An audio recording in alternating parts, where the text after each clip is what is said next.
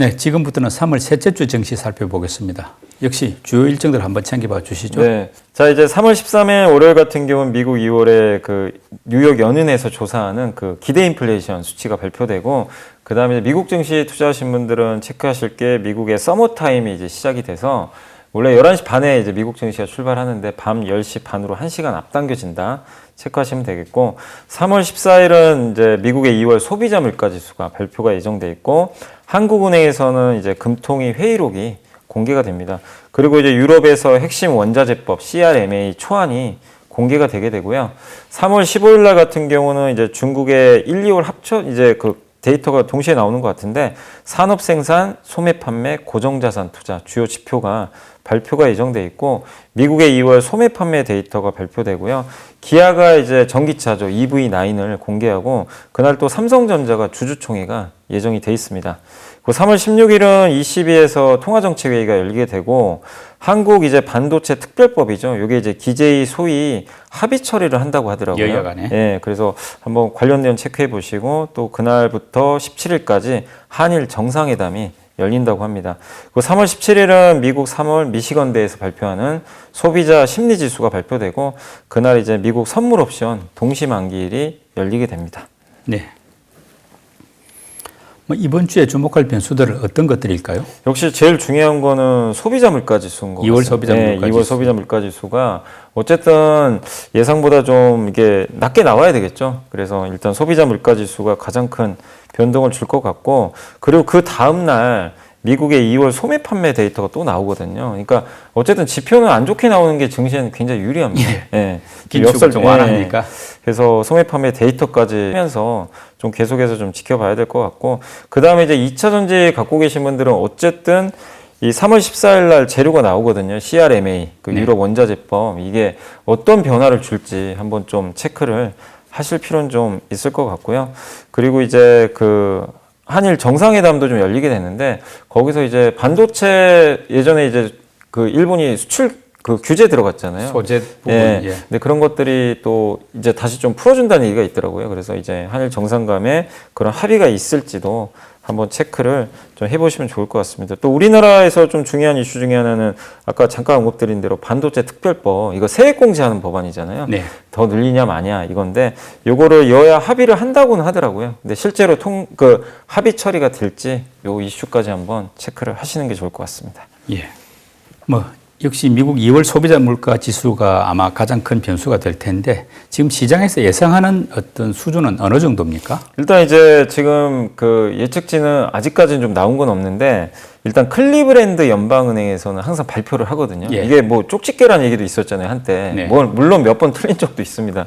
근데 일단 여기서 발표한 거는 6.2%. 네. 그러니까 전월이 6.4가 나왔어요. 네. 그래서 약간 이제 저 낮은 수치로 일단 좀 발표를 했고요. 또 중요한 게 근원 CPI잖아요. 근원 네. 물가인데, 근원 물가는 전월이 5.6이었거든요. 예. 근데 약간 낮은 5.54% 정도를 전망했습니다. 그러니까 여러분이 생각하셔도 물가 이거 생각보다 덜 빠지는 거 아니야? 이럴 수도 있어요. 왜냐면 아직도 6자에 있으니까. 예. 그리고 근원도 5에 있잖아요. 그래서 이 수치대로 물론 낮게 나오면 좋죠. 낮게 나오면 좋지만 이거 이상으로 나온다면 또 시장이 한번 더 놀랄 수도 있다라고 좀 보시면 좋을 것 같고, 그래서 이 블룸버그에서도 아마 조만간 나올 겁니다. 나오긴 할 텐데, 일단 현재까지는 클리브랜드 연방은행에서만 일단 예상치가 나왔다라고 네. 보시면 좋겠습니다.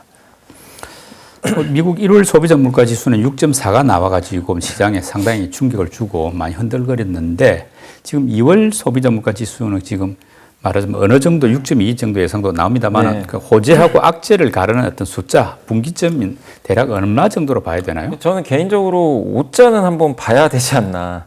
왜냐면 이제 시장이 원하는 건 약간 앞자리 바뀌는 걸 원하거든요. 그렇긴 하죠. 왜냐면 올해 상반기에 분명히 이 수치들을 대입해 보니까 지금 월 기준으로 0.4%씩 오르더라고요. 네. 근데 그 정도 계산을 해보면, 그러니까 이 헤드라인 CPI라 그러죠. 이제 우리 흔히 말하는 일반적인 소비자 물가를 0.4% 기준으로 올랐다고 계산을 하면 뭐가 나오냐면 5.87이 나와요. 예. 근데 지금 클리브랜드 6.2를 예상하고 있잖아요. 네. 그러니까 이제 만약에 이 정도 수치만 5자가 좀 앞에 보여준다면 시장은 어쨌든 예상보다 좀 낮으니까 네. 좀 환호를 하겠죠. 근데 예상치에 근접하거나 여전히 6 이상에서 좀 움직이면 물가가 이게 우리가 체감적으로 봐도 여전히 끈적끈적거리는 거잖아요. 네. 그래서 그게 조금 이슈가 될 것 같고, 그리고 또 중요한 게 그 슈퍼코어라고 그러잖아요. 우리가 흔히 말하는 그 이 주거비를 제외한 네. 이 근원 네. CPI라고 하는데, 어쨌든 이제 근원 물가는 에너지나 이제 식품 가격을 제외한 건데 거기서 또 주거비까지 뺀 거를 보통 슈퍼코어라고 하더라고요. 근데 왜냐면 이제 주거비 꺾이는 건 다들 어느 정도 아니까. 그래서 좀 한 가지 더 살펴보셔야 될 게, 아직 데이터는 안 나왔지만 이 주거비를 제외한 슈퍼코어 물가도 아마 나올 거예요. 네. 그것들도 좀 그게 좀 꺾여주면 더 좋죠. 예. 그래서 거기까지 한번 우리가 좀 체크를 좀 해봐야 될 것 같습니다. 결국 이제 3월 FOMC는 2월 소비자 물가 지수하고 많이 연동이 네. 있다고 봐야 되는데, 이게 좀 완화돼 가지고 말씀대로 오자가 찍힌다. 뭐 그럴 경우에는 3월 금리 인상폭이 0.25%포인트로 봐도 되겠죠. 네, 그럴 가능성이 굉장히 높고, 그리고 앞서 이제 우리가 일부 시간에도 얘기해 드렸지만 SVB, 네. 지방은행의 약간 이제 리스크가 커졌잖아요. 예. 그런 상태에서 물가가 예상보다 완화되면 연준이 굳이 페달을 또 세게 밟을 이유가 없거든요. 왜냐하면 신용경색 문제를 또 일으킬 수 있기 때문에. 네. 그래서 이번에 물가만 좀 완화된다면 뭐 0.25% 확률은 또 다시 높아지지 않을까, 이렇게 예상을 하고 있습니다. 뭐 방금 말씀하셨습니다만은 SVB 파이낸셜 네. 그 유동성 위기가 지금 뭐 바로 잡힐지 네. 또 좀 커져 나갈지 지금 알 수가 없는 상황인데, 만약 이게 조금 뭐 말하자면 불이 붙어 나간다, 이것도 연준 입장에서 상당히 곤혹스럽고 네. 긴축을 뭐 페달을 세게 밟기가 좀 어려운 부분 아닙니까? 그러니까 이게 그 언제가 좀 오버랩 되냐면요. 그 예전에 2019년도 그때 미국은 좋았거든요. 예. 미국 경기 나쁘지 않았어요. 그래서 무슨 일이 발생했냐면 미국은 금리를 계속 올렸어요. 전 세계는 안 좋고 우리나라도 사실 안 좋았거든요.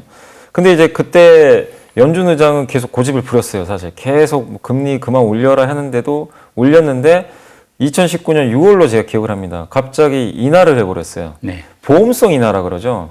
그 아마 기억하시겠지만 미국이 뭐가 나빠서가 아니라 요청이 너무 많이 들어오고, 이거 더 올리다가는 미국 경제도 문제가 생길까봐 선제적으로 금리를 한번 낮춘 적이 있는데, 예. 그때 사실 증시가 올라버렸거든요. 네. 거기에 환호를 해서. 그러니까 이게 약간 오버랩 되는 게, 만약에 이런 신용경색이 아직은 뭐 번진 건 아니에요. 그리고 지방은행에 국한된 이슈고, 그리고 대형 은행들은 정말 돈이 많아요, 아직도. 네. 굉장히 수익성 좋기 때문에. 그렇지만 이제 연준 의장 입장에서는 이게 금리 그 결정하는데 어쨌든 좀 부담이 될 수밖에 없어요. 괜히 또 페달을 세게 밟았다가 그러니까요. 후폭풍이 또 굉장히 커질 수가 있거든요. 그러니까 이게 지방은행이 결국엔 이렇게 된 가장 큰 원인은 금리가 세게 올라간 게 맞아요. 그러니까요. 너무 많이 올라갔기 예. 때문에. 근데 많은 사람들이 경고했던 게, 야, 이렇게 금리 오르면 언젠가 신용 터진다. 예. 터진다 이제 경고했는데, 약한 쪽이 터지잖아요. 네, 맞아요. 스타트업 같은 경우가 아무래도 좀 뭐 자금 상황이 나쁘다 보니까 네, 당장 은행도 맞습니다. 영향을 받겠죠. 예, 근데 이제 그 조짐이 좀 이제 한번 나온 거잖아요. 그러니까요. 그래서 이제 이런 부분들이 그 물론 뭐 옛날 리먼 것까지는 안 가겠지만 어쨌든 이제 연준이 어떻게 또 하느냐에 따라 또 달라지는 결과가 나오니까 우리가 좀 이 부분, 이 뉴스들 또 계속 좀 데이트하고. 근데 아직은 정보가 좀 많지 않아 가지고 예. 또 정보가 나오면 또 다시 한번 나중에 업데이트를 또 해드리도록 하겠습니다.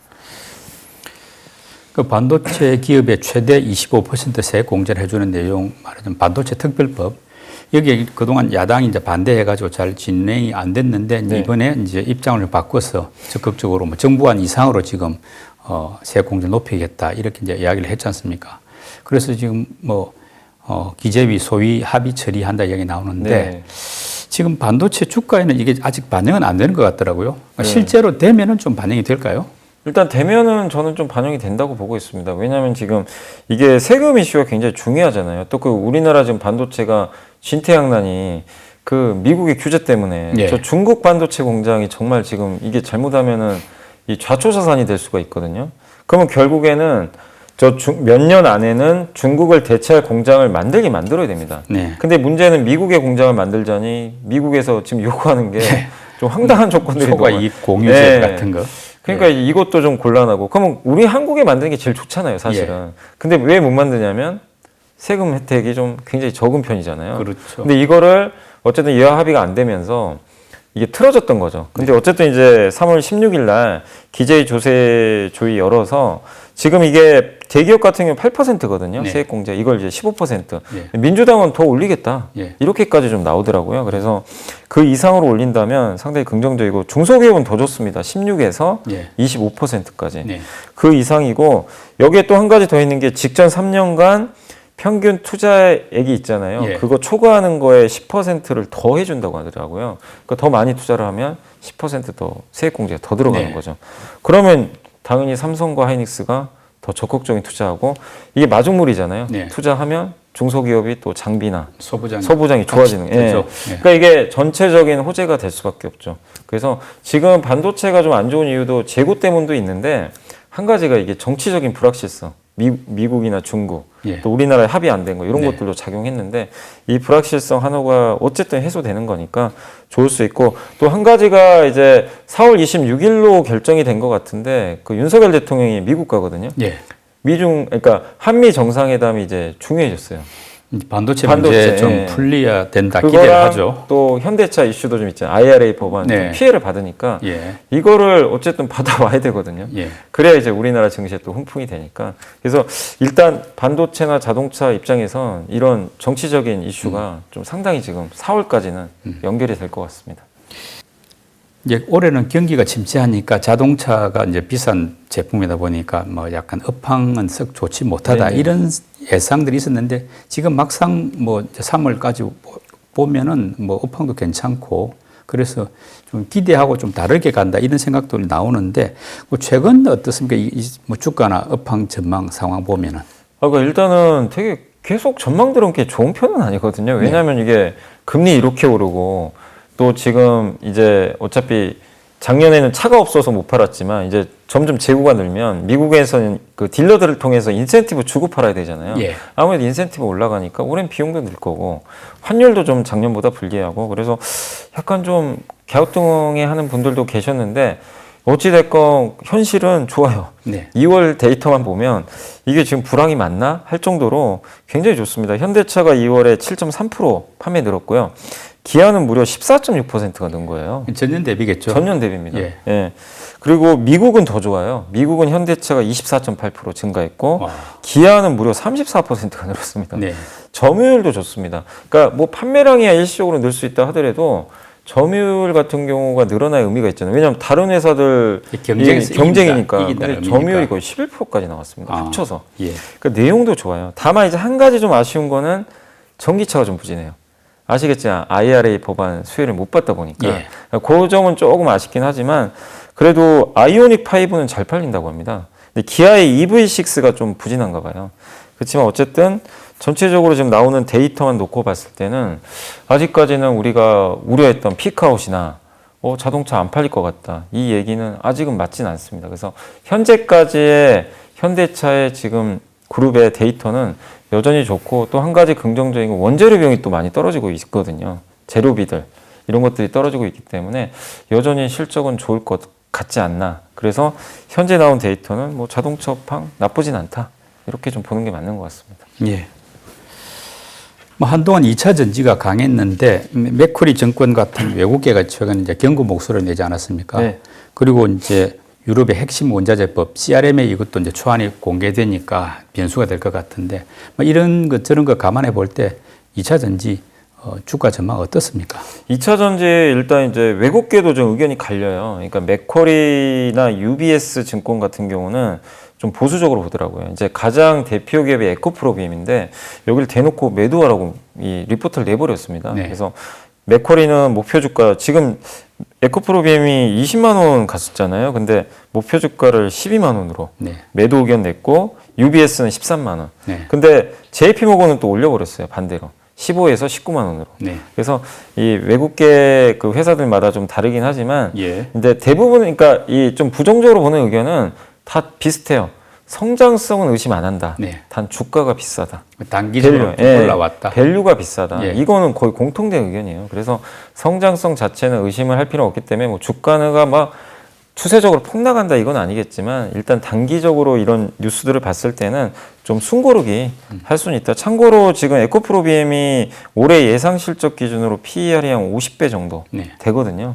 그래서 주가가 좀 약간 이제 오버밸류 받지 않나 하는 그런 좀 우려는 있는데 어쨌든 이 2차 전지를 보실 땐 저는 이제 한 가지 좀 힌트를 드리면 이 대안주가 나오면은 2차 전지가 빠질 가능성이 높아요. 근데 아직은 2차 전지만큼의 사이즈를 갖고 있는 업종 중에 2차 전지를 대신할 업종이 지금 안 보입니다. 네. 대표적인 게 반도체예요. 예. 근데 만약에 삼성 하이닉스가 치고 가면요. 네. 2차 전지는 급격하게 떨어질 가능성이 높아요. 아, 수급이 수급이 쏠려버립니다. 근데 뭐 원전주나 예. 다른 업종들이 지금도 가는데 네. 여기가 가도 2차 전지에 영향 안 주는 게 사이즈가 이 크기가 예. 너무 차이가 커요. 그렇겠네요. 그래서 2차 전지 이상급에 있는 업종이 움직여줘야 오히려 좀 빠지거나 근데 반도체가 지금 힘이 없어요. 네. 그렇기 때문에 아직은 2차 전지가 뭐 주가가 무너지진 않거든요. 예. 그래서 2차 전지 주주분들은 반도체 주가를 좀 계속 좀 신경 쓰시면서 네. 대응을 하실 필요는 있는 것 같습니다. 예. 그러니까 미국 2월 소비자 물가 지수가 이제 말하자면 생각보다 낮아가지고 상당히 호재일 때하고 또는 생각보다 높아서 악재일 때 그에 따라서 이제 앞으로 시장 색깔이 좀 많이 바뀔 것 같은데요. 네네.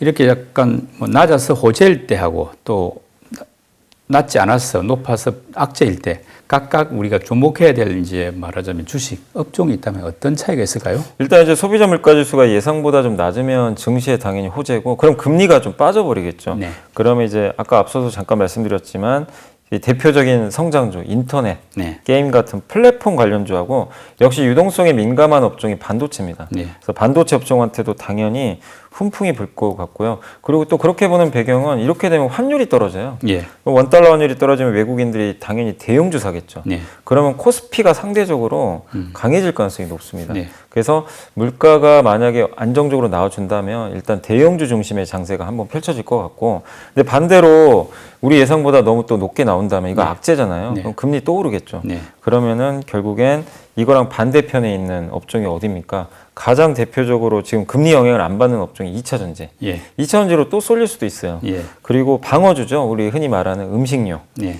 뭐 통신업종. 네. 요즘에 또 방어주 대표주가 보험주입니다. 네. 그러니까 이런 업종이 이제 대안주로 나서면서 네. 또 올라가겠죠. 그래서 약간 지금 말씀드린 건 서로 지금 성격들이 다 다르거든요. 네. 그래서 이 물가에 따라서 약간 이런 변수가 업종별로 생길 수 있다는 거 한번 좀 고민해 보시면 좋을 것 같습니다. 예. 네, 초보 투자자들을 위한 팁 제공 순서 연불리의 보고서 듣는 시간 왔는데 어떤 내용입니까? 네, 요거는 이제 하이투자증권의 정원석, 고이영, 조희승 연구원님이 쓴 굉장히 긴 장문의 보고서예요. 거의 좀 어려운 보고서긴 하지만 한번 좀 공부를 해보시면 좋을 것 같아요. 소개를 해드리고 하이투자에서 나온 거고 제목이 바퀴 달린 컴퓨터 그리고 쉼표 찍고 SDV라고 하는데 이 SDV는 뭐냐면 그 소프트웨어 디파인드 비이클이라 그래서 소프트웨어로 정의된 예. 자동차. 자동차. 네, 그걸 이제 그러니까 지금 우리는 자동차는 보통 하드웨어잖아요. 네. 근데 이제는 소프트웨어가 중요해졌다. 그 장문의 좀 보고서고 요 내용은요. 그 혹시 좀 다운받고 싶으신 분들은 구글 들어가셔가지고 구글에 요 제목 그대로 쓰셔가지고 끝에다 PDF 쓰시면 네. 자료가 나옵니다.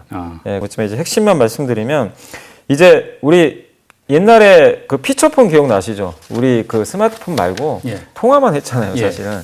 근데 지금 자동차가 똑같죠. 예. 그냥 지금 우리는 차를 타고 다니고 운행만 하죠. 예, 운행만 하는데 테슬라 차는 약간 스마트폰 느낌이 나죠. 네. 그러니까 이제 자동차가 소프트웨어가 여기 들어가면서 자동차에 이제 스마트카로 바뀔 수밖에 없다. 그러니까 한마디로 피처폰에서 스마트폰 넘어간 것 같은 그런 새로운 변화가 네. 이제 시작된다라는 그런 내용이 여기 들어가 있습니다.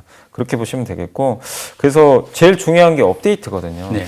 근데 이미 그 테슬라 같은 경우는 무선 업데이트 통해 가지고요 자동차를 좀 약간 또 잘못된 것들을 예. 뭐 조향 장치가 잘못됐으면 조절을 좀 해준다고 그러니까 하더라고요. 소프트웨어를 업그레이드하는 거죠. 예. 근데 지금 우리나라나 뭐 현대차도 그렇고 대부분의 완성차는요 보통 내비게이션이나 네. 이런 계기판 같은 거 정도예요. 네. 그러니까 이제 일반적인 하드웨어까지 조절을 안 하거든요. 근데 테슬라는 거기까지 벌써 나간 겁니다. 근데 이 방향으로 간다는 거죠. 네. 그러려면 소프트웨어가 있어야 된다는 얘기입니다. 그래서 지금 현대차 그룹도 마찬가지고 많은 기업들이 협업을 통해서 자체 소프트웨어를 개발을 하려고 하고 엔비디아에 또 많이 의존을 한대요. 엔비디아가 그런 소프트웨어도 만들고 아시겠지만 차량용 반도체 잘 만들잖아요. 그래서 엔비디아의 가치가 올라간 것도 사실 그런 부분도 일부 있다라고 좀 보시면 좋겠고, 그리고 이 차량용 소프트웨어가 본격적으로 탑재되는 시기는 여기 보고서에 나온 거는 25년도라고 하더라고요. 그러니까 현대차도 25년부터 지금 전 차종 있죠. 예. 내연기관뿐만 아니라 뭐 전기차 다 포함해서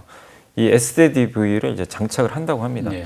그럼 이제 이런 SDV가 좀 장착이 되게 되면은 뭐가 같이 열리냐면은 디지털 콕핏이라고 아마 들어보셨는지 모르겠는데, 콕핏이 그거거든요. 그 약간 그 우리 그 비행기 같은데 이게 딱 타면 그걸 뭐라 그러죠? 그러니까 비행석이라 그러나요? 이게 예. 조절하는 거. 계기판. 네, 계기판 있고 이제 예. 그걸 콕핏이라고 하더라고요. 근데 이제 이 그 용어를 써가지고 디지털화한 자동차 이제 어떻게 보면 이제 앞에 운전석에 예. 설치된 계기판을 보시면 되겠는데, 이 시장이 25년부터 좀 폭발적으로 커질 것 같다.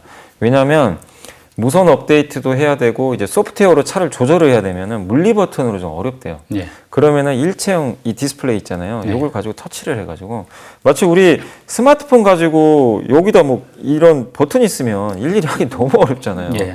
할 수도 없고. 앱으로 하는 예. 방식이겠네요. 근데 이제 그 스마트폰과 똑같은 방식으로 터치 디스플레이 예. 쪽으로 해서 이 방식이 이제 본격적으로 25년부터 아마 좀 대중화의 원년이 될 수도 있다. 아. 그리고 한번 나중에 검색은 해보세요. 벤츠 EQS라는 전기차에 LG전자가 공급한 그 디지털 콕핏이 이미 들어가 있습니다. 예. 그래서 이게 25년부터 시행이 되니까 한번 이 보고서 보시면서 여러분들이 공부해 보시면 좋겠고, 거기 나온 기업들 중에서는 이제 가장 대표적인 기업으로는 LG전자에 대해서 좀 굉장히 좀 자세한 내용들이 나와 있으니까, 아까 디지털 콕핏을 직접 만드니까 한번 생각해 보시면 좋겠고, 또 요 기업 말고도 LG 디스플레이가 여기에 또 공급을 합니다. 네. 지금 LG전자하고 LG 네. 디스플레이 말고 또 주목하는 뭐 종목이 있습니까? 여기 이제 나온 보고서에는 이제 현대차, 기아도 나와요. 이제 어떤 식으로 사업을 좀 구상할지 그런 얘기들 나오고, 네. 그 외에 이제 현대 오토에보가 현대차 그룹의 그 소프트웨어 네. 담당하는 회사입니다, 실제. 그래서 오토에보에 대한 내용도 나와 있고, 여기 또 중소형주 중에 아마 생소하실 수도 있는데 토비스라는 회사가 있어요. 토비스는 그 LG 디스플레이나 이런 회사들이 지금 이제 그 계기판에 들어간 디스플레이 만들죠. 이 디스플레이 모듈이 있거든요. 네. 그 부품을 만들어주는 회사입니다. 그래서 토비스까지 나와 있으니까 한번 공부해 보시면 좀 좋을 것 같습니다. 3월 셋째 주 시장은 14일 발표될 미국의 2월 소비자 물가 지수에 많이 좌우될 전망입니다. 물가 지수 그리고 글로벌 증시 반응 잘 살펴보면서 신중하게 대처하시기 바랍니다. 연벌리의 비밀노트 오늘 순서 마칩니다. 임 이사님 수고 많이 하셨습니다. 네, 감사합니다.